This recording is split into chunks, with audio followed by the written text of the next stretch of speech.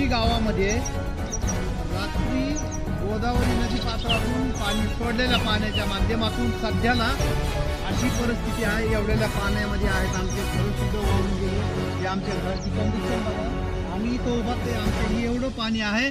तर शासनाला आम्ही एक विनंती करतोय की शासनाने जे आमचं नुकसान झालं, रात्रीपासून कुठलेच प्रशासकीय अधिकारी आमच्याकडे आले नाही, काय नाही। आमच्या शेळ्या कोंबड्या व आमचं खाण्यापिण्याचं साहित्य व आमचा संसार उद्ध्वस्त झाला। हे माझं घर आहे समोर, पाण्यामध्ये आहे,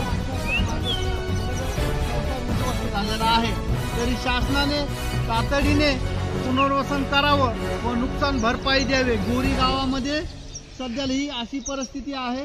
महेश थोरे यांचं सुद्धा घर पाण्यामध्ये गेलं आहे, त्यांचं सुद्धा खूप मोठं नुकसान झालेलं आहे। गोरी गावामधले चित्र आहे। सध्याला एवढं पाणी वाढलेलं आहे, सध्याला आम्ही पाण्यामध्ये आहेत।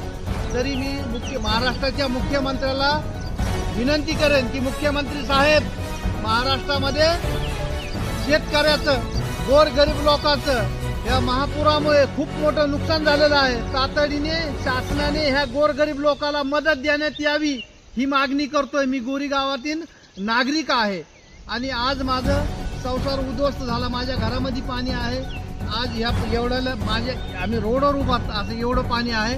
तर शासनाने तातडीने पुनर्वसन करावं व गोरगरिबांना मदत करावी। आतापर्यंत कुठल्याही प्रशासकीय अधिकारी आलेला नाही। रात्रीपासून आम्ही उपाशी मारी, आम्हाला खायला ना प्यायला काहीच नाही। आमचे जनावरं ढोरं सुद्धा उपाशी आहेत।